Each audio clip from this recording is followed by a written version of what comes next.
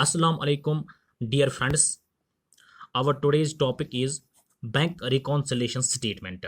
Theory topic है तो साथ में मैं न्यूमेरिकल भी कराता हूं। तो पहले समझने की कोशिश करते हैं कि बैंक रिकॉन्सिलेशन स्टेटमेंट क्या होता है, ये क्या बोलता है, ये क्यों हमें ज़रूरत पड़ता है बनाने के लिए, इसकी रीजंस क्या होते हैं, इसकी नीड क्या रहती है, तो बनाता कौन है, सब कुछ हमें सीखना है। देखो यहाँ पे देखते हैं कि bank reconciliation statement, it is a statement, ये एक स्टेटमेंट होता है prepare to reconcile. Reconcile here means कि to find out, to find out, to find out.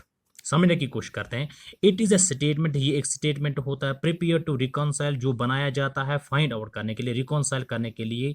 क्या चीज रिकॉन्साइल करने के लिए, क्या चीज फाइंड करने के लिए? The balances of cash book, cash book की बैलेंस को, किसको, किसकी? कैश बुक की बैलेंस को मेंटेन्ड बाय द फर्म और कंसर्न पार्टी, जो मेंटेन करती है फर्म से। फॉर एग्जांपल कोई कंपनी चलती है, उस कंपनी में जरूर एक अकाउंटेंट रहता है। उस अकाउंटेंट, जो वहां पे एक अकाउंटेंट रहता है, वो अकाउंटेंट कैश बुक मेंटेन करता है, जो भी उसको cash transaction related, cash related transaction होती है। एंड और क्या, एक तो रहता है कि कैश बुक जो मेंटेन करता है एक अकाउंटेंट, जो एक फर्म या कंसर्न पार्टी का अकाउंटेंट होता है, वो कैश बुक प्रिपेयर करता है। And passbook maintained by the bank, और दूसरा एक अकाउंट मेंटेन हो जाता है पासबुक, जो अपने पास कोई जैसे कि हर एक के पास एक अकाउंट रहता है बैंक में, उसका एक पासबुक रहता है। लेकिन पासबुक कौन मेंटेन करता है? क्योंकि पासबुक में हम कभी एंट्री खुद नहीं कर सकते, पासबुक में जो एंट्री की जाती है वो बैंक की तरफ से हो जाती है। दैट मीन्स के एक ऐसा स्टेटमेंट जो प्रिपेयर हो जाता है find out, to reconcile the balances of cash book maintained by the firm. एक बैलेंस जो कैश बुक में हो जाती है, उसको मेंटेन करने के लिए एक अकाउंटेंट रहता है, अलग एक कैश बुक रहता है, और जो पासबुक होता है, पासबुक जो मेंटेन बैंक थ्रू हो जाता है, जो बैंक मेंटेन करता है। उन दो में से हमें देखना है कि उनकी बैलेंसेस में हमें देखना है कि कोई बैलेंस को हमें रिकॉन्साइल करना है, उनकी बैलेंस, दोनों की बैलेंस को हमें क्या करना है? डिफरेंशिएट करना है। मीन्स कि कैश बुक जो है उसके बैलेंस को डिफरेंशिएट हमें करना है, किसके साथ? टैली करना है, हमें डिफरेंशिएट करना है किसके साथ? पासबुक के साथ। अब ये यहाँ पे याद रखेगा, जो कैश बुक होता है वो मेंटेन करता है फर्म, फर्म में एक अकाउंटेंट रहता है, और जो पासबुक है वो मेंटेन करता है बैंक खुद, क्योंकि बैंक को अथॉरिटी होती है कि वो पासबुक में एंट्री कर सकते, बाकी कोई अकाउंट होल्डर पासबुक में एंट्री कर नहीं सकता है। लेकिन कब किया जाता है? At periodical intervals. Periodical intervals क्या होता है? कभी एक मंथ के बाद, जैसे कि यहाँ पे लिखा है मैंने, at the end of every month, हर एक मंथ के बाद। जैसे कि मैंने बोला कि कैश बुक जो प्रिपेयर हो जाएगा फर्म से, और पासबुक जो प्रिपेयर हो जाएगा बैंक से, उसको क्या है, उसमें जो एंट्रीज होती है, जो मेंटेन हो जाता है एट पीरियडिकल इंटरवल। पीरियडिकल किसी किसी लम्हे के बाद, किसी पीरियड के बाद। से फॉर एग्जाम्पल मैं मान लेता हूँ यहाँ पे एक मंथ के बाद, 2 मंथ के बाद, 3 मंथ के बाद, at the end of every month, हर एक मंथ के बाद जब हो जाता है क्या, कैश बुक और पासबुक में जब मेंटेन हो जाता है, entries in the cash book और compared with the entries in the passbook, उस वक्त क्या हो जाए, जब एक मंथ के बाद, at the end of every month, हर एक मंथ के बाद जब हम एंट्री करते हैं, किस में? कैश बुक में करते हैं एंट्री, और पासबुक में एंट्री करते हैं, तो उस वक्त हमें क्या करना होता है? हमें जो भी इंट्रीज होती है कैश बुक में, किस में? कैश बुक में, जो मेंटेन हो जाता है किसे? फर्म से, अकाउंटेंट जो मेंटेन करता है, और कंपेयर, उसको हम कंपेयर करते हैं with the entries in the passbook, जो पासबुक में इंट्रीज हो जाती है। इसको हम कहते हैं bank reconciliation statement. Bank reconciliation statement इतना ही हो गया कि कैश बुक एक रहता है, पासबुक एक रहता है। कैश बुक अकाउंटेंट जो फर्म का है वो मेंटेन करता है, पासबुक बैंक खुद ही मेंटेन करता है, जो eight the end of every month maintain किया जाता है। जो भी एंट्रीज कैश बुक में होती है उसको हम कंपेयर करते हैं पासबुक से। किसके साथ करते हैं? पासबुक से। अब यहां पे हमें थोड़ा सा देखना है कि जो पासबुक और कैश बुक होता है वो क्यों बनाया जाता है और कौन बनाता है। यहां पे मैंने लिखा है who is prepared cash book, पे कैश बुक कौन बनाता है, एंड पासबुक, और पासबुक कौन बनाता है, एंड वाई, और क्यों बनाते हैं। यहां पे देखते हैं, जो कैश बुक होता है, cash book is prepared by the firm. Cash book कौन बनाता है? फर्म। मैंने पहले ही आपको बोला कि जब मैंने बैंक रिकॉन्सिलेशन, यहां पे मैंने आपको समझा कि cash book is prepared by the firm, cash book firm बनाता है, जो फर्म बनाती है उस कैश बुक को, उसका एक अकाउंटेंट रहता है for keeping the records of cash transaction. यहाँ पे याद रखिएगा कैश बुक मेंटेन हो जाता है फर्म से, लेकिन फर्म जो मेंटेन कैश बुक करता है, क्यों करता है? For keeping the records of cash transaction, खाली कैश ट्रांजैक्शन, ना कि कोई क्रेडिट ट्रांजैक्शन। दैट मींस कि only cash transaction are included in cash book, only cash transactions are included in cash book. जो एक अकाउंटेंट को रिकॉर्ड करने पड़ते हैं फर्म के लिए, जो भी कैश रिलेटेड ट्रांजैक्शन होते हैं उसको हम कहते हैं कैश बुक। अब जो दूसरे बात है पासबुक है। Passbook it is prepared by bank. जो पासबुक है ये बैंक बनाता है फॉर कीपिंग, किस लिए बनाता है? For keeping the records of debtors and creditors. जो पासबुक बनाया जाता है बैंक के जरिए, जैसे कि हमारा एक अकाउंट रहता है बैंक में, हर एक पर्सनल अकाउंट रहता है बैंक में, उस बैंक में जो अकाउंट जो अकाउंट रहता है बैंक में उसका एक पासबुक रहता है अपने पास। जो पासबुक रहता है, पासबुक में जो एंट्रीज की जाती है, बैंक करता है खुद उसमें एंट्रीज। जो उसमें एंट्री की जाती है वो डेबिट और क्रेडिट रिलेटेड होती है। डेबिट और क्रेडिट क्या हो गया? जब हम उसमें पैसे जमा करते हैं तो उसको क्या हो जाता है? डेबिट हो। जब हम उसमें पैसे जमा करते हैं क्रेडिट हो जाता है, जब हम वहां से पैसे निकालते हैं तो क्रेडिट हो जाता है। जैसे कि आपने देखा कि हाँ, हमारे जो पासबुक रहता है जब हम उसको एंट्री करते हैं वहां पे डेबिट और क्रेडिट हो जाता है। डिपॉजिट्स हो जाता है, जब डिपॉजिट हो जाता है वहां पे, या विड्रॉवल्स होता है जब आप पैसे वहां पे डिपॉजिट करते हैं। जब पैसे डिपॉजिट हो जाते हैं वहां पे, यहाँ विड्रॉवल हम करते हैं, उस वक्त क्या हो? डेबिट और क्रेडिट की एंट्रीज हो जाती है। तो आपने देखा होगा अपने पासबुक है जो हर एक के पास रहता है। तो कौन मेंटेन करता है? पासबुक मेंटेन करता है बैंक। बस अब यहाँ पे हमें देखना है कि नीड फॉर रिकॉन्सलाइजेशन क्या है, मतलब जरूरत क्या होती है इस रिकॉन्सलाइजेशन की। इसमें जो ये पासबुक रहता है और कैश बुक रहता है जो मेंटेन डिफरेंट, जैसे कि कैश बुक करता है मेंटेन कौन? फर्म मेंटेन करती है, जैसे कि पासबुक मेंटेन करता है बैंक में। इसकी जरूरत क्या होती है? नीड फॉर रिकॉन्सलाइजेशन क्या होता है? To make the comparison between bank balance. To make the compression, हमें कंपेयर करना है बिटवीन, किसके बिटवीन करना है? Bank balance as shown in firm's cash book. हमें बैंक बैलेंस को देखना है जो हमें कैश फर्म का कैश बुक दिखाता है, क्योंकि हम अपने पास रखते हैं रिकॉर्ड। जो कंपनी होती है वो वहां से उसका स्टेटमेंट रहता है बैंक में भी। जो बैंक में बैलेंस रहती है, जो बैंक का स्टेटमेंट होता है, हमें शो करना है वो किस में? कैश बुक में। एंड बैंक स्टेटमेंट, और बैंक स्टेटमेंट भी हमें शो करना है। जैसे कि बैंक बैलेंस जो होती है, जो पैसों की बैलेंस होती है, जो फर्म में कैश बुक में रहता है और बैंक स्टेटमेंट रहता है, उसको हमें क्या करना है? कंप्रेशन करना है।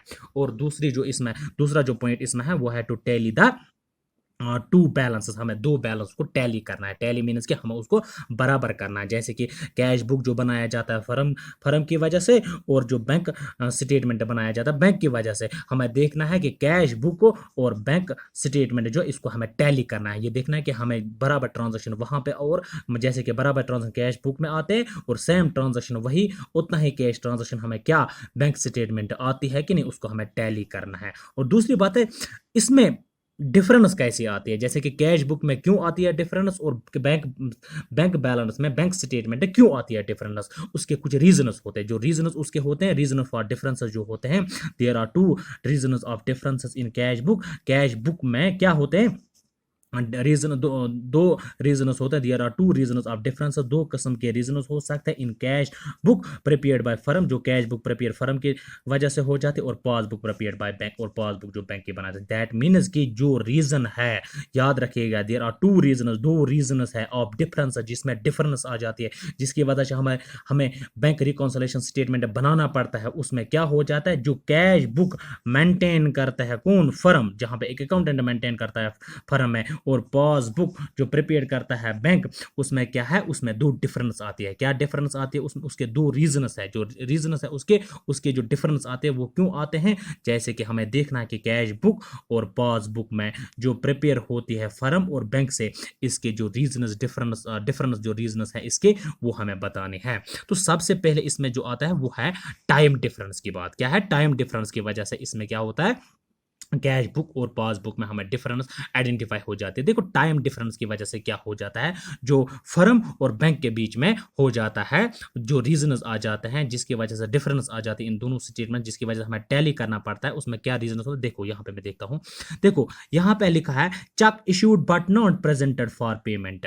चेक इशूड, हमने चेक इशू की है but not presented for payment. लेकिन जैसे हमने चेक इशू की, दैट मीन्स कि हमारे से चेक निकल गई, हमने अकाउंट में अपने कैश बुक में लिख लिया कि हमसे चेक निकल गई, लेकिन बैंक जो है बैंक इसको अभी प्रेजेंट नहीं, बैंक में वो अभी प्रेजेंट नहीं हो। से फॉर एग्जांपल मैंने किसी को चेक दे दी, मैंने लिखा यहाँ पे कैश बुक में मुझसे चेक निकल गई, मेरे अकाउंट से चेक निकल गई, मैंने इतने पैसे डेबिट किए, बट क्या होता है वो चेक अभी बैंक में नहीं गई होती है। दैट मीन्स कि अगर वो बैंक में नहीं गई होती है तो बैंक में डिफरेंस आ जाएगी। क्यों आ जाएगी डिफरेंस? जब तक ना वो बैंक में जाएगी, जब तक ना बैंक उसको खुद डेबिट करेगी, जब तक ना वहां से पैसे निकाले जाएंगे, उसकी वजह से एक डिफरेंस आ जाए। जैसे कि यहाँ पे दूसरी एक डिफरेंस है, cheque paid into the bank. Bank तो पे करती है cheque but not yet collected, लेकिन हमने अभी कलेक्ट नहीं। जैसे कि बैंक ने चेक दे रही, हम लिखते हैं कि हमने चेक ले ली। मैंने कहा कि ट्रांजैक्शन जो इसमें कैश बुक में आ जाते हैं वो खाली किसके किसके आते हैं, कैश ट्रांजैक्शन आते हैं। जैसे कि क्या जहाँ पे लिखा है cheque paid into the bank, मतलब बैंक में चेक पे, बैंक ने चेक पे की है बट नॉट येट कलेक्टेड, लेकिन हमने उसको कलेक्ट अभी नहीं किया। देखो कि बैंक ने हमें चेक दे दी है, लेकिन मैंने लिखा यहाँ पे कि चेक आई है, लेकिन पैसे तो नहीं आए हैं। बैंक ने वहां से लिखे पैसे यहाँ से चले गए, चेक तो चले गए, लेकिन मैंने उसको अभी बैंक में प्रेजेंट नहीं किया पैसे निकालने के लिए। मैंने उसका जो मनी है चेक का वो मैंने अभी कलेक्ट नहीं किया, इसकी वजह से डिफरेंस आ सकता है। देखो दूसरी बात यहाँ पे, direct debit is made by the bank on behalf of the customer. कभी कभार डेबिट हो जाता है, कस्टमर से डेबिट डायरेक्ट करता है बैंक। जैसे कि कभी कभार हम एटीएम से पैसे निकालते हैं, चेक द्वारा पैसे निकालते हैं, उसकी वजह से हमें कुछ चार्जेस देने पड़ते हैं, उसकी वजह से हमें डेबिट हो जाता है डायरेक्ट। जैसे कि मतलब आज कोई अकाउंट होता है, लोन अकाउंट होता है, उसकी एक चिप लगाई जाती है, जो चिप लगा डायरेक्ट डिपॉजिट हो जाता है। हम देखते हैं कि हमें अकाउंट में अभी पैसे हैं, लेकिन जब बैंक डेबिट करता है वो डायरेक्ट डेबिट करता है ऑन बिहाफ ऑफ कस्टमर के लिए।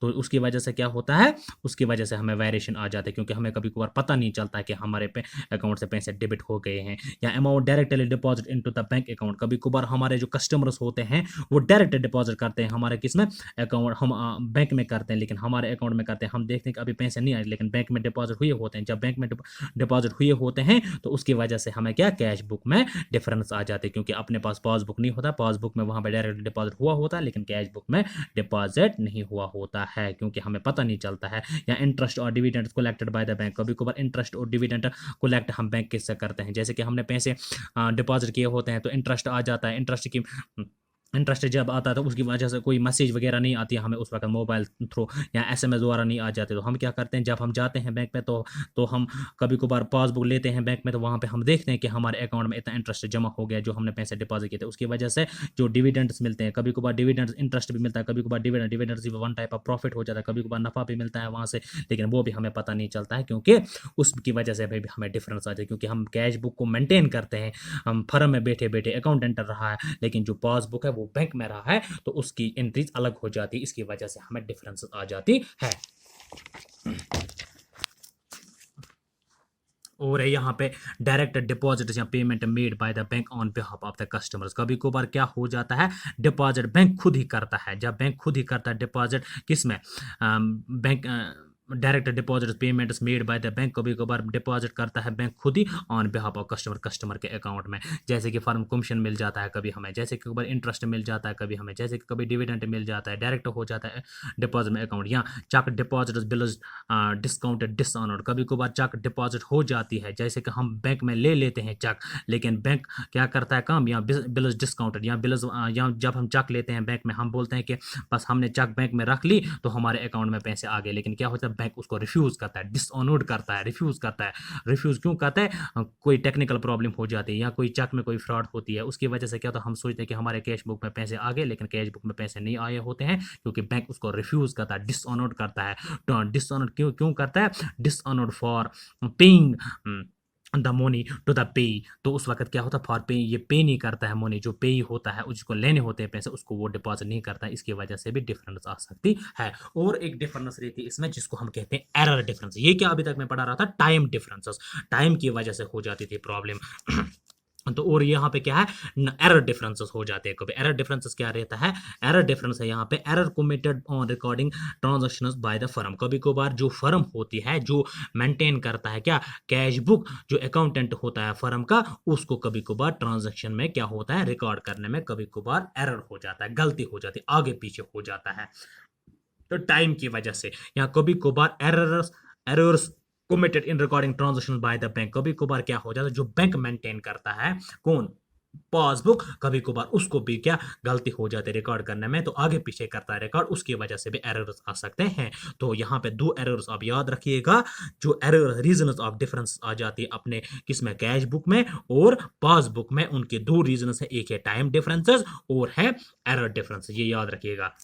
और और यहाँ पे लिखा है अब preparation of bank reconciliation statement. Preparation of bank reconciliation statement हो गया कि हम किस तरह प्रिपेयर करते हैं बैंक रिकॉन्सिलेशन स्टेटमेंट, हम किस तरह मेंटेन करते हैं। Debit balances as per cash book. अगर डेबिट बैलेंस होगी कैश बुक में, मीनस कि हमने कैश बुक से पैसे निकाले, means balance deposit in the bank, that means कि अगर हमने कैश बुक में हमारे डेबिट हो गया, जो हम मेंटेन फर्म में खुद करते हैं उसमें डेबिट हो गया, क्या यहाँ पे लिखा है डेबिट बैलेंस। डेबिट बैलेंस मीनस कि कम हो गई है बैलेंस, जो कम हो जाती है बैलेंस किससे, कैश बुक में, जो हम मेंटेन फर्म के लिए फर्म में करते हैं, अकाउंटेंट एक मेंटेन करता है, जब वहां पे डेबिट हो जाता है ज्यादा, उसका मतलब क्या हो जाता है, मीनस balances deposit in the bank, that means कि जब यहां से कैश बुक में डेबिट हो गया, कैश बुक से पैसे निकल गए, तो वो हमने कहां डिपॉजिट किए हो गए, दैट मीनस कि जब डेबिट हो जाता है कैश बुक में, तो उस वक्त हमने डेबिट की डिपॉजिट किया होता है कहां पे, बैंक में। यहाँ पे तभी मैंने लिखा है debit balances as per the cash book. अगर कैश बुक में डेबिट हो जाएगा उसका मतलब हो गया balance deposit in the bank, हमने डिपॉजिट किया कहाँ पे, बैंक में। याद रखिएगा, अगर डेबिट बैलेंस हो गया किसमें, कैश बुक में। कैश बुक कौन बनाता है, कैश बुक फर्म का अकाउंटेंट बनाता है। अगर उसमें डेबिट हो गया, उसमें पैसे कम हो गए, दैट मीन्स कि वो डिपॉजिट हुए हैं कहाँ पे, बैंक में हुए हैं डिपॉजिट। सच ए बैलेंस, जो वो बैलेंस होती है will be a credit balance, वो क्रेडिट बैलेंस बन जाती है एज पर द पासबुक। किस में बन जाती है क्रेडिट बैलेंस, पासबुक में। जैसे कि कैश बुक में पैसे उतर गए, डेबिट हो गया, कैश बुक में पैसे डेबिट हो गए, उसमें क्या कैश बुक में डिडक्ट हो गए पैसे, दैट क्या डेबिट हो गए, तो वही पैसे जो है वो क्रेडिट बैलेंस बन जाते हैं किस में, पासबुक में। क्योंकि वह हम कहां पे जमा करते हैं, बैंक में हम जमा करते हैं। बैंक में जब जमा हो जाते हैं तो पासबुक में जमा हो जाएंगे, जब पासबुक में ओबियसली जमा हो गए तो क्रेडिट बैलेंस वहां पे बन जाते हैं। याद रखिएगा, दोबारा ये याद रखिएगा, यहाँ पे डेबिट बैलेंस जो कैश बुक की होती है उसका मतलब हो गया कि हमने पैसे डिपॉजिट किए हैं बैंक में, जो वो बैलेंस हम डिपॉजिट करते हैं बैंक में, उसकी वजह से जो बैंक का पासबुक रहता अपना उसमें क्रेडिट हो जाता है। शाबाश। तो आगे चलते हैं। अब इसकी वजह से कि फेवरेबल बैलेंस एंड अनफेवरेबल बन जाती है। तो फेवरेबल बैलेंस क्या होती है और अनफेवरेबल बैलेंसेस क्या होती है, यहां पे ध्यान रखिएगा। देखो, एज पर कैश बुक, अगर हम कैश बुक की बात करेंगे, किसकी बात करेंगे, कैश बुक की बात करेंगे, debit should be more, debit ज्यादा होना चाहिए। देखो, अगर डेबिट कैश बुक में ज्यादा हो गया, डेबिट कैश बुक में जब ज्यादा हो जाए, डेबिट मीनस के कम हो गए पैसे, जब पैसे कम हो गए दैट मीनस के अगर डेबिट ज्यादा हो गया तो उसकी वजह से क्या है, पैसे जमा हुए होंगे। पैसे कहां जमा होंगे, पैसे बैंक में जमा होंगे। तभी मैं कहता हूं as per cash book, cash book के मतलब से अगर हम देखेंगे debit should be more, debit ज्यादा होना चाहिए। जब डेबिट कैश बुक में ज्यादा हो जाएगा, पैसे कैश बुक में ज्यादा निकले हैं, तो निकले जब है तो डिपॉजिट ज्यादा हो गए कहां पे, पासबुक में। एज पर पासबुक, अगर हम पासबुक की बात करेंगे, क्रेडिट शुड बी मोर, वहां पे ऑब्वियसली क्रेडिट ज्यादा हो जाएगा। क्यों हो जाएगा ज्यादा, मैंने यहां पे भी आपको समझाया, जब डेबिट हो जाता है कैश बुक में, उसका मतलब हो गया कि हमने पैसे जमा किए कहां पे, बैंक में। जब बैंक में हमने पैसे जमा किए, दैट मीन्स कि कैश बुक में क्रेडिट ऑब्वियसली हो जाएगा। तो याद रखिएगा ये दो चीजें, आप इसकी इस वक्त क्या बन जाता है, फेवरेबल बन जाता है। फेवरेबल मीन्स हो गया क्या, जब पैसे यहां से कैश बुक से कम हो गए, पैसे डेबिट हो गए, तो पासबुक में उसकी एंट्री होगी, पासबुक में वो पैसे जमा हो गए, डेबिट हो गए कैश बुक में और क्रेडिट हो गया पासबुक में। उसकी वजह से दोनों जो बैलेंस होती है वो फेवरेबल बन जाती है। अब जो है अनफेवरेबल बैलेंस, देखो अनफेवरेबल बैलेंस क्या हो जाता है, as per cash book debit should be less, अगर डेबिट कम हो गया, दैट मीन्स कि डेबिट कम होने का मतलब हो गया कि पैसे हमने डिडक्ट कम किए हैं, पैसे हमने कम निकाले हैं किससे, कैश बुक से। जब कैश बुक से पैसे कम निकल गए हैं तो पासबुक में ऑटोमेटिकली नहीं हो जाएंगे वो, क्योंकि जितना हम डिडक्ट करेंगे किससे, कैश बुक से, उतना हम क्रेडिट करेंगे कितना, किस में, पासबुक में, उतना हम डिपॉजिट करेंगे बैंक में पैसे। जब ऑटोमेटिकली जब कैश बुक में डेबिट लेस हो गया, क्योंकि जब हमने पैसे ऑलरेडी कम निकाले किस में, कैश बुक से, तो पासबुक में क्रेडिट ऑलरेडी कम हो जाएगा क्योंकि हमने डिपॉजिट नहीं किए हैं। दोनों बैलेंस यहाँ पे क्या बन जाती है, अनफेवरेबल बन जाती है। क्या बन जाती है, अनफेवरेबल। याद रखिएगा, अनफेवरेबल और फेवरेबल बैलेंसेस कब कब होती है। तो अब जो है प्रेपरेशन ऑफ, यहां पे मैंने लिखा है preparation of bank reconciliation statement, जो प्रेपरेशन हम करते हैं, जो प्रिपेयर हम करते हैं bank reconciliation statement without adjusting cash book balances, वहां पे क्या याद रखिएगा, अंडर दिस अप्रोच, जो ये अप्रोच है, कौन सा अप्रोच, कि जब हम प्रिपेयर करते हैं bank reconciliation statement, the following steps should be taken, हमें कौन कौन सा स्टेप उस वक्त लेना पड़ता है। तो हमें क्या करना पड़ता है, हमें क्यों बनाना पड़ता है ये बैंक रिकॉन्सिलेशन, उसको हमें थोड़ा सा समझना है।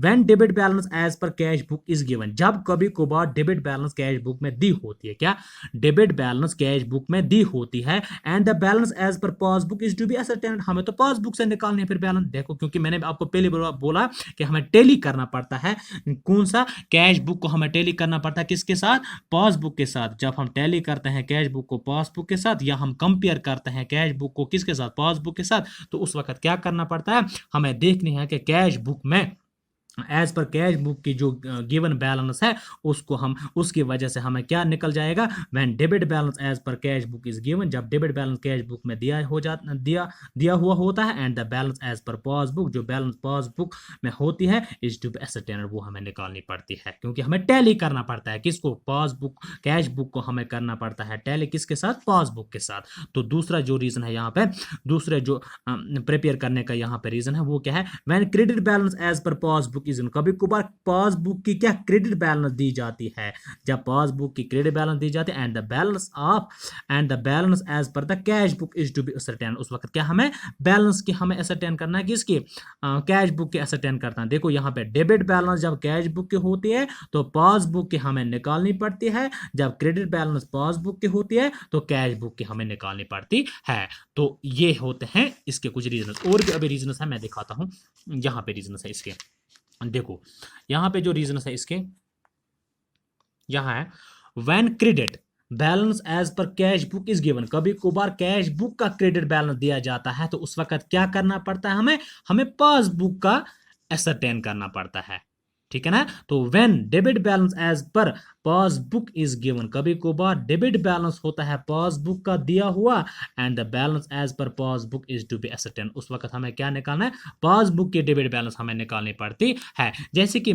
याद रखिएगा, जो डेबिट बैलेंस या क्रेडिट बैलेंस किसी एक अकाउंट की दी होती है तो जो अपोजिट वाला अकाउंट था उसको हमें एसर्टेन करना पड़ता है, चाहे डेबिट बैलेंस कैश बुक का होगा तो डेबिट बैलेंस हमें पासबुक का निकालना पड़ता है, क्रेडिट बैलेंस कैश बुक का होता है तो क्रेडिट बैलेंस पासबुक का हमें निकालना पड़ता है। उसके तो एट द एंड हमें क्या हो जाता है फिर लास्ट पे, the plus and minus columns are to be balanced. अब क्या हो जाता है, कभी कभार प्लस करना पड़ता है, कभी कभार माइनस करना पड़ता है, जो अभी हम जब मैं न्यूमेरिकल पढ़ाता हूं आपको तो आपको समझ में आता है प्लस क्या हो जाता है और माइनस क्या हो जाता है। जो प्लस वाले आइटम्स हो जाते हैं वो क्या, माइनस वाले जो आइटम कॉलम्स होते हैं, जो प्लस वाला कॉलम और माइनस वाला कॉलम जो रहता है और टू बी बैलेंस्ड, इनको हमें क्या करना पड़ता है, बराबर करना पड़ता है। क्या करना है, बराबर। जब हम इनको बराबर करेंगे, जैसे कि हम प्लस में से माइनस निकालेंगे तो वहां पे जो कुछ बचेगा वो हमें लास्ट वाली बैलेंस बचेगी जो हमें एसर्टेन करनी पड़ती है, चाहे मतलब डेबिट वाली बैलेंस असरटेन करनी पड़ती है, करनी पड़ेगी कैश बुक की, या क्रेडिट बैलेंस कैश बुक की असरटेन करनी पड़ेगी, या डेबिट बैलेंस पासबुक की असरटेन करनी पड़ेगी, या कैश बुक की असरटेन करनी पड़ेगी। आपको यहाँ पे याद रखना है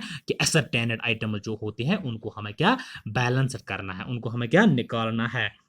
अब यहाँ पे क्या होता है, जो बैंक रिकॉन्सिलेशन स्टेटमेंट है प्रैक्टिकल प्रॉब्लम उसको मैं दिखाता हूँ, मतलब मैं दिखाता हूँ कि व्हेन, अब जो प्रैक्टिकल प्रॉब्लम है किसकी, बैंक रिकॉन्सिलेशन स्टेटमेंट है, वो कब हम बनाते हैं और क्यों बनाते हैं। मैंने लिखा है यहाँ पे व्हेन वर्ड, इसको याद रखिए, वो व्हेन आपको काम आ जाएगा। व्हेन क्या होता है, the starting point is balance as per cash book favourable और अनफेवरेबल। कभी कभार क्या होता है, स्टार्टिंग पॉइंट जो कैश बुक का होता है, किसका, स्टार्टिंग पॉइंट जो कैश बुक का होता है वो कभी कभार फेवरेबल होता है, कभी कभार अनफेवरेबल होता है।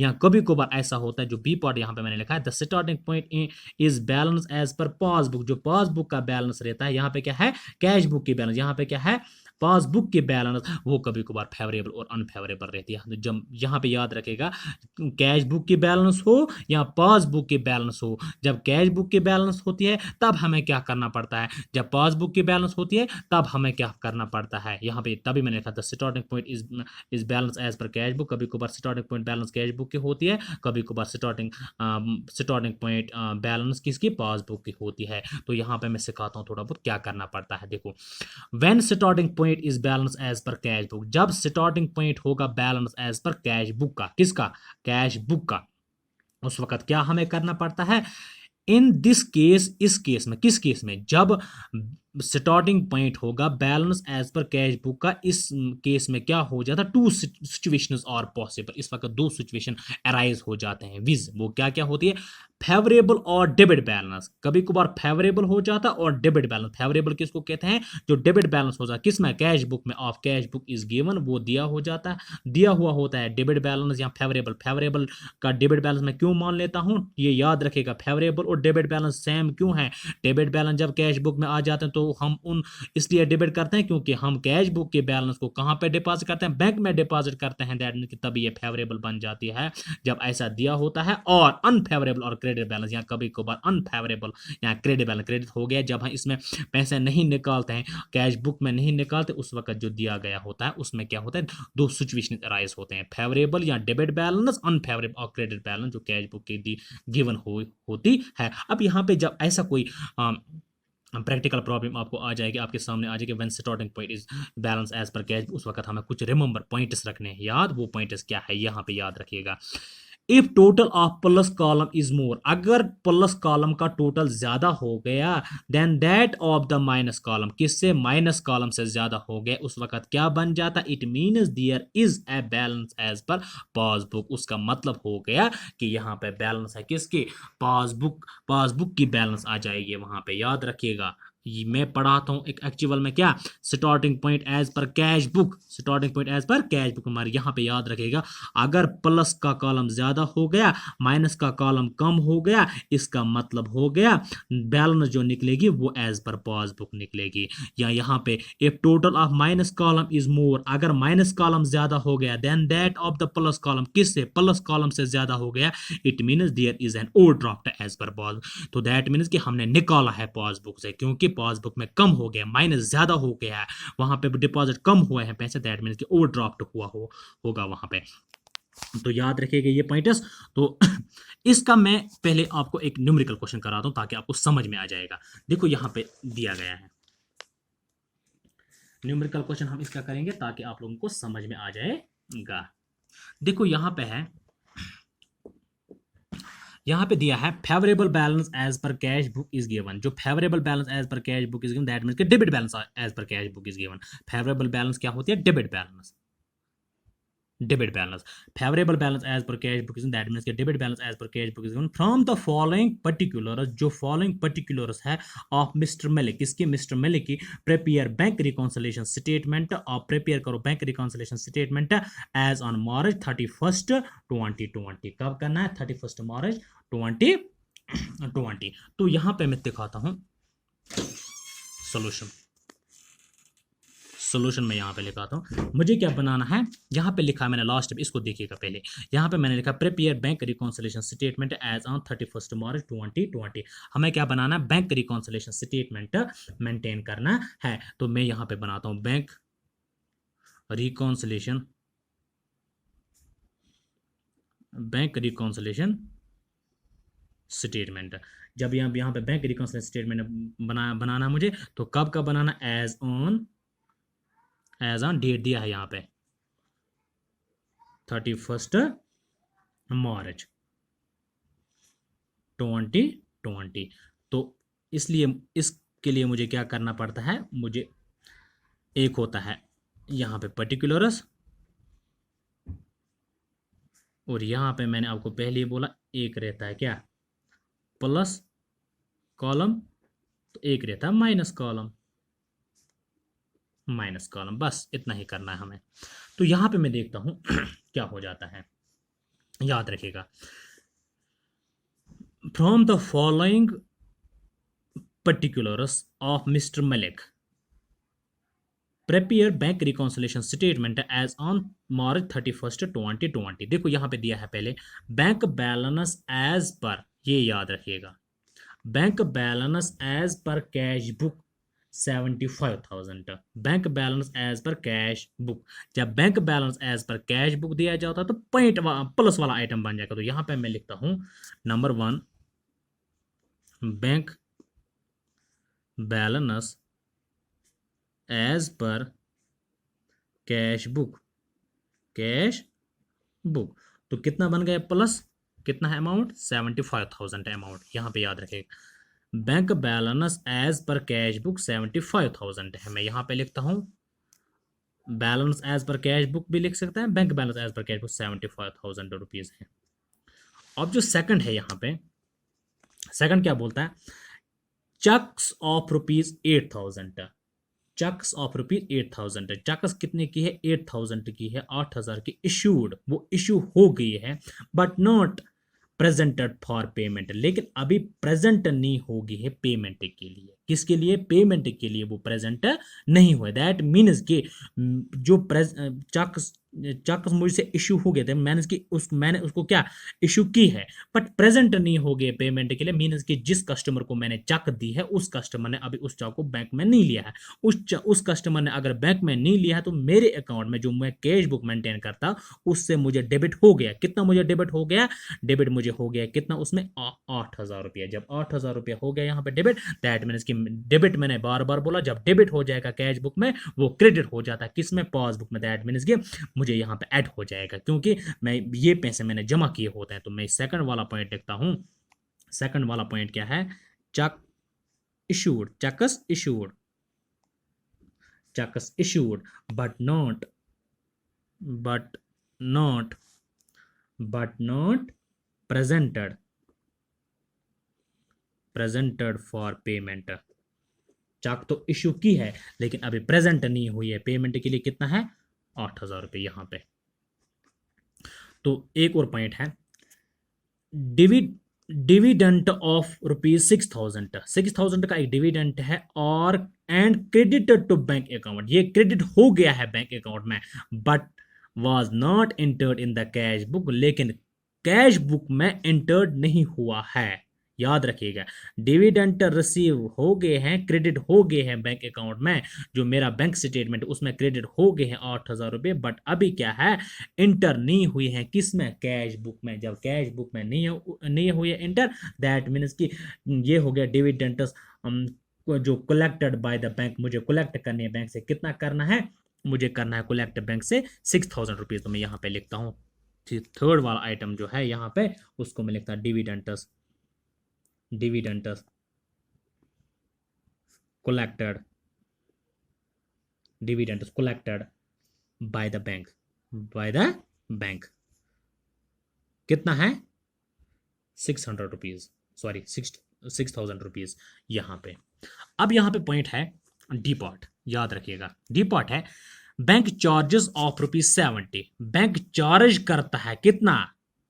70 रुपीज चार्ज। क्या हो जाए? कभी कभार हम एटीएम से बहुत सारे ट्रांजेक्शन करते हैं, चेकबुक से बहुत सारे ट्रांजेक्शन करते हैं, उस वक्त क्या हो जाता है? बैंक चार्ज करता है, कभी कभार डिडक्ट करता है पैसे हमसे। क्या होता है? Bank charges of rupees, bank ने चार्ज किया 70 rupees, why are not entered in the cash book, वो इंटर नहीं हुई है कैश बुक में। जब कैश बुक में इंटर नहीं हुए तो चार्जेस है, चार्जेस हमें ओबियसली पे करने पड़ते, तो माइनस आइटम बन जाएगा। तो जो फोर्थ पॉइंट है यहाँ पे है, मैं क्या लिखता हूँ यहाँ पे? चेक, मैं लिखता हूँ यहाँ पे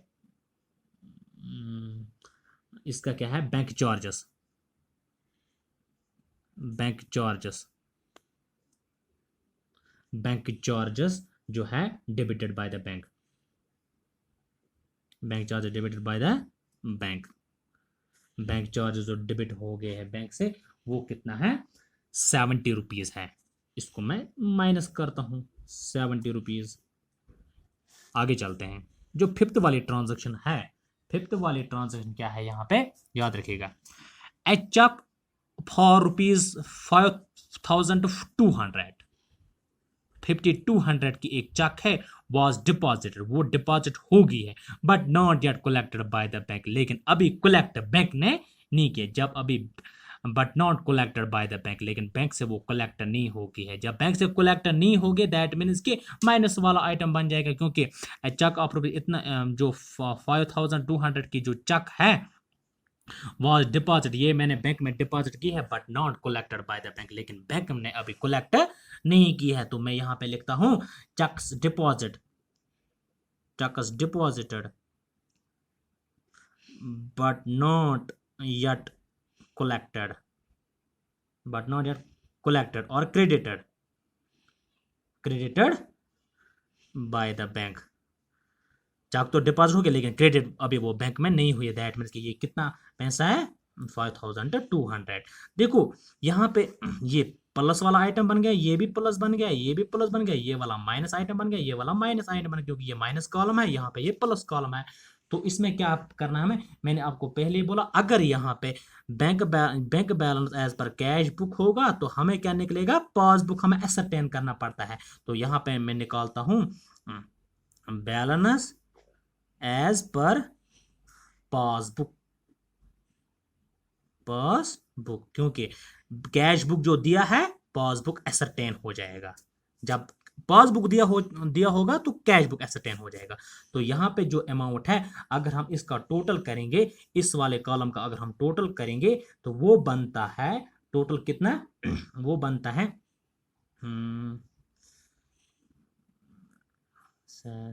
टोटल बन जाता है 89,000 बन जाता है। वो टोटल कितना बनता है 89,000 टोटल बन जाता है।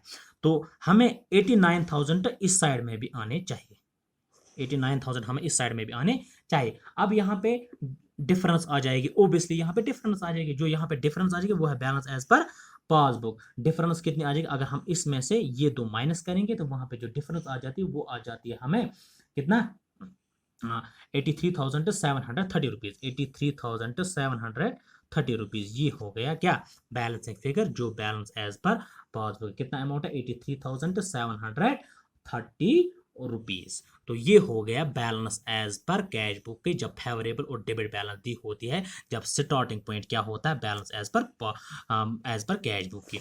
अब हम थोड़ा आगे चलते हैं। यहाँ पे है जो स्टार्टिंग पॉइंट्स मैंने दो बोले थे, यहाँ पे है व्हेन स्टार्टिंग पॉइंट।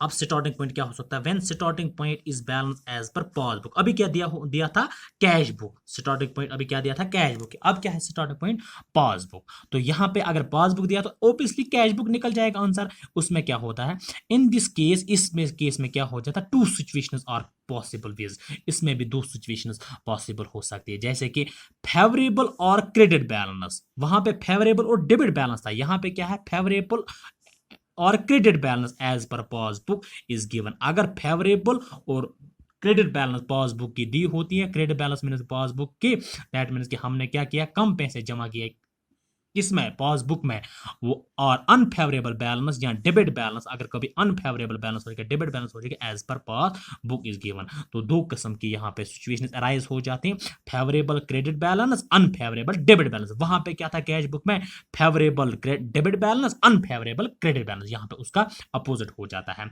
तो यहाँ पे भी कुछ रिमेंबर पॉइंट्स है, ताकि उसके बाद आपको क्या आ जाएगा समझ, न्यूमेरिकल क्वेश्चन आपको इजीली समझ में आ जाएगा। स्टार्टिंग पॉइंट्स मैंने दो बोले, कैश बुक का और पासबुक का। अभी हम जो पढ़ रहे हैं ये है बी पार्ट, ये है पासबुक का स्टार्टिंग पॉइंट। अब रिमेंबरिंग पॉइंट यहाँ पे क्या है, if total of plus column is more, अगर टोटल ऑफ प्लस कॉलम ज्यादा हो गया then that of the minus column, किससे माइनस कॉलम से, it means there is a balance as per cash book. इसका मतलब आप ये समझना कि माइनस वाला कम है प्लस वाला ज्यादा है, तो ऐसा याद रखेगा, अगर प्लस वाला ज्यादा हो गया माइनस वाला कम हो गया तो balance as per cash book आ जाएगा। तो दूसरा पॉइंट है if total of minus column is more, अगर कभी कभार माइनस कॉलम ज्यादा हो जाता है then that of the plus column, किसके प्लस कॉलम से, it means there is an overdraft as per cash book. तो वहां पे क्या ओवरड्राफ्ट हो गया है कैश बुक में, क्योंकि माइनस वाला कॉलम ज्यादा है। तो साथ में एक पॉइंट और याद रखिएगा, कभी कभार ओवरड्राफ्ट की बैलेंस हो सकती है स्टार्टिंग पॉइंट में, उसके लिए मैंने एक यहाँ पे पॉइंट लिखा है, ये याद रखिएगा।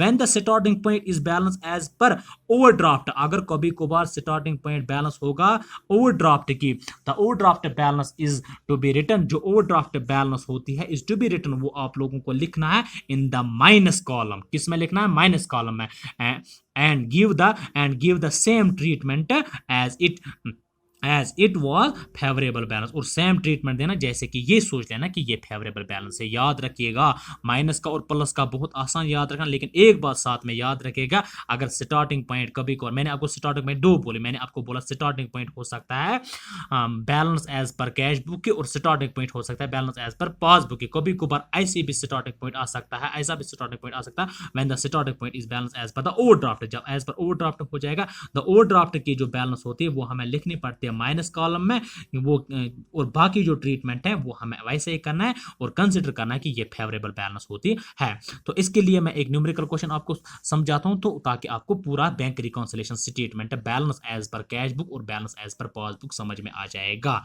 बैलेंस एज पर पासबुक है, अभी क्या दिया था balance as per cash book, अब क्या है बैलेंस एज पर पासबुक। तो ऑब्वियसली अगर वहां पे balance as per cash book था तो लास्ट पे हमें क्या निकला बैलेंस एज पर पासबुक। यहां पे बैलेंस एज पर पासबुक है तो ऑब्वियसली क्या निकलेगा, असरटेन क्या करना पड़ेगा हमें balance as per cash book. याद रखिएगा जब कैश बुक दिया होगा तो पासबुक निकल जाएगा, जब पासबुक दिया होगा तो कैश बुक निकल जाएगा।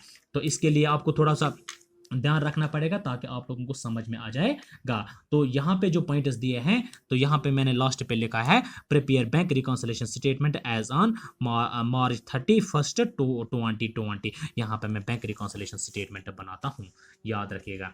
जो मैं यहाँ पे बैंक रिकॉन्सिलेशन स्टेटमेंट बनाता हूँ इस न्यूमेरिकल क्वेश्चन के लिए सोल्यूशन है बैंक रिकॉन्सिलेशन स्टेटमेंट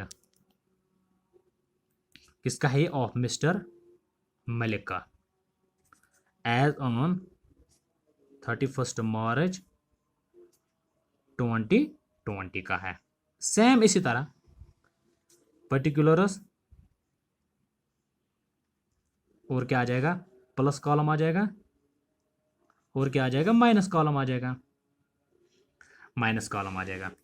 तो अब ध्यान रखना है यहाँ पे थोड़ा सा, आपको यहाँ पे ध्यान रखना है balance as per passbook given है the bank passbook of mister Malik, जो बैंक पासबुक मिस्टर मलिक का है शोड अ बैलेंस ऑफ ₹81,200। कितना बैलेंस करता है शो वो 81,200 ऑन मार्च 31 2020। कब करता है मार्च 31 March 2020।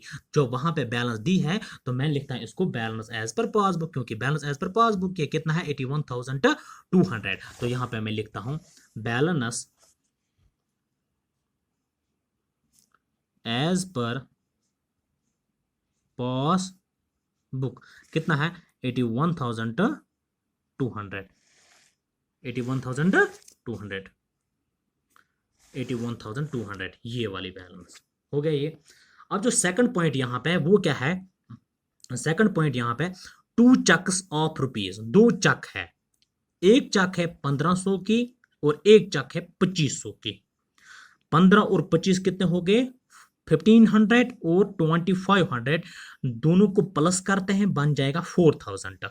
Wire deposited into the bank, ये हमने डिपॉजिट की है बैंक में ऑन मार्च 31। कब की 31 मार्च को डिपॉजिट हो गया, दोनों चेक 4000 रुपया, जो 1500 वाली चेक और 2500 वाली चेक है ये बराबर डिपॉजिट हो गया है बैंक में कब 31 मार्च को। But the bank give credit, लेकिन बैंक इसका क्रेडिट देता है, बैंक इसका क्रेडिट देता है फॉर फॉर द सेम, जो इन इसका क्रेडिट जो मार्च में देना था इसको, उसका जो क्रेडिट देता है वो कब देता है सेम इन अप्रैल, वो कब देता है अप्रैल में देता है।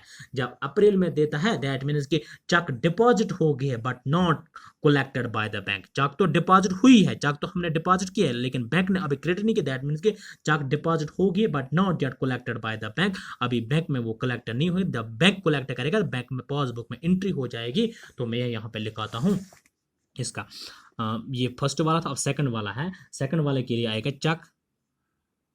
चक्स deposited, cheques deposited but not yet collected, but not yet collected किसके जरिए by the bank, by the bank. कितनी चेक है, एक है 1500 की और एक है 2500 की। जो 1500 और 2500 दोनों की चेक बन जाती है वो टोटल हो जाता है कितना 4000 रुपीज। समझ में आ गया यहां तक। तो आगे चलते हैं, हो गए ये वाला पॉइंट चला गया, अब ये वाला पॉइंट भी हो गया। अब जो यहां पे एक पॉइंट और है, ये वाला पॉइंट पॉइंट बोलता है हमें there was also a debit in the passbook, passbook में डिबिट है, किसमें पासबुक में डिबिट है ऑफ रुपीज कितना है 1750 रुपीज, कितना है 1750 रुपये जो पासबुक में डिबिट बैलेंस है इन रेस्पेक्ट ऑफ ए चक, ये एक चक है, डिसऑनर्ड ऑन, वो डिसऑनर्ड हो गया, डिसऑनर्ड मीन्स कि वो रिफ्यूज हो गया, रिफ्यूज्ड बाय द बैंक।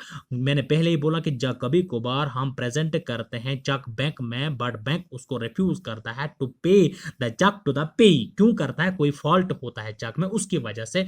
तो उसकी वजह से जो चक है, there was also a debit, एक डेबिट है बैंक, एक डेबिट है किसमें, पासबुक में, ऑफ कितना है वो 1750 rupees in respect of a cheque, वो एक चक है, डिसऑनर्ड हुई है वो चक, ऑन कब हुई है वो 31 मार्च 2020 को, 31 मार्च 2020। दैट मीन्स कि ये वाली चक जो है, cheque dishonoured recorded only in passbook, cheque जब डिसऑनर्ड हो गए तो ये क्या रिकॉर्ड हुई है कहाँ पे, पासबुक में, क्योंकि ये कैश बुक में रिकॉर्ड नहीं है, क्योंकि कैश बुक में तभी रिकॉर्ड नहीं क्योंकि फॉल्ट जो हुआ वो बैंक की वजह से, जब बैंक की वजह से फॉल्ट हुआ दैट मीन्स कि वो अभी क्रेडिट नहीं हुई है, दैट मीन्स कि उसकी एंट्री कैश बुक में नहीं आ सकती है। तो लेकिन जो पासबुक है, पासबुक में उसकी एंट्री करनी है, तो मैं यहाँ पे लिखाता हूँ सी पार्ट जो है, मैं यहाँ पे लिखाता हूँ चक डिसऑनर्ड, चक डिसऑनर्ड, चक डिसऑनर्ड रिकॉर्डेड, चक डिसऑनर्ड रिकॉर्डेड ओनली, ये किस में record, only in passbook, passbook, ये खाली पासबुक में रिकॉर्ड होगी, क्योंकि बैंक ने खुद ही की है डिसऑनर, तो पासबुक में रिकॉर्ड करेगा बैंक, क्योंकि कैश बुक में रिकॉर्ड नहीं करेगा। कितना है वो 1750 रुपीज। अब यहाँ पे है लास्ट वाली एंट्री है, लास्ट वाले जो एंट्री यहाँ पे है वो है चक्स इशूड बिफोर मार्च 31 2020, चक इशू हो गई है मार्च 31 से पहले पहले, तो उसमें क्या है, अमाउंटिंग टू रुपीज, जो चक इशू हुई है मारे से पहले पहले, उसकी जो चक की कीमत है, चक का जो मनी है, अमाउंटिंग जो है उसमें वो है 20,000 to 100, 20,000 to 100 had not been presented for encashment, वो अभी प्रेजेंट नहीं हुई है, किसके लिए, इन कैश के लिए, इन कैश के लिए मीन्स कि वो प्रेजेंट नहीं हुई है, किसके लिए, पेमेंट के लिए। दैट मीन्स कि चेक अगर इशू हुई है लेकिन पेमेंट के लिए वो नहीं हुई है इशू, दैट मीन्स कि बैंक पासबुक में है, तो पासबुक में अभी इशू नहीं, बैंक ने वालों ने अभी पासबुक के लिए उसको इशू नहीं किया, दैट इशू नहीं किया, दैट मीन्स कि वो वहां पे प्लस नहीं हुई है, वो वहां पे क्या हुई है, डेबिट हुई होगी, वो वहां पे क्या है, माइनस में होगी अभी अभी वो चेक। तो देख याद रखिएगा, चेक इशूड बिफोर 31 मार्च, चेक तो इशूड हो गई before 31 March 2020, amounting rupees 20,000 to 100 had not been presented for encashment, encashment means for payment, इसका हम लिखते हैं cheque issued but not presented for payment, cheque तो इशू हो गया लेकिन प्रेजेंट नहीं हुई पेमेंट के लिए। यहाँ पे मैं लिखाता हूँ चेक्स issued या cheque issued but not yet presented for payment, लेकिन चेक पेमेंट के लिए अभी प्रेजेंट नहीं हुई है। तो कितना मोनी है ये 20,100 रुपीज, जब 20,100 मैंने आपको पहले ही बोला अगर वहां पे बैलेंस एज पर पासबुक होगा तो हमें क्या निकलेगा, balance as per cash book. यहां पे मैं निकालता हूं balance as per cash book. इसके लिए हमें क्या करना है, प्लस वाले को हमें टोटल करना है, हमें देखना है प्लस वाला कितना आ जाए, क्योंकि यहाँ इस साइड में ज्यादा 81,200 रुपीज है, दैट मीन्स कि ये बन जाता है 86,950 रुपीज, इसको टोटल करके 86,950 रुपीज। तो हमें इस साइड भी आना चाहिए 86,950 रुपीज, लेकिन इस साइड क्या है 20,100, दैट मीन्स कि जो balance as per cash book आ जाएगा यहाँ पे वो हमें आ जाएगा 66,850 रुपीज। ये है balance as per cash book, क्योंकि ऊपर दिया था बैलेंस एज पर पासबुक। तो ये हमारा जो टॉपिक था बैंक रिकॉन्सिलेशन स्टेटमेंट का, इसमें हमने डिफरेंस भी देखी, इसमें हमने स्टार्टिंग पॉइंट्स भी देखने, इसमें हमने नीड भी देखी इसकी, इसमें हमें देखा कि ये बनाता कौन है और बनाते क्यों है, बनाता कौन है और बनाते क्यों है, इसमें हमने देखा फेवरेबल और अनफेवरेबल बैलेंसेस, इसमें हमने रिमेंबरिंग पॉइंट्स याद रखने हैं ताकि हम न्यूमेरिकल क्वेश्चंस को इजीली से कर सकते हैं। इसमें मैंने आपको दिखाया कि बैलेंस एज पर अगर कैश बुक होगा तो एसरटेन हो जाएगा पासबुक, वो मैंने आपको प्रैक्टिकली सॉल्व करके दे दिया। यहाँ बैलेंस एज पर पासबुक होगा तो balance as per cash book हमें एसरटेन करना है, वो मैंने आपको प्रैक्टिकली दिखाया। Thank you friends, thanks a lot.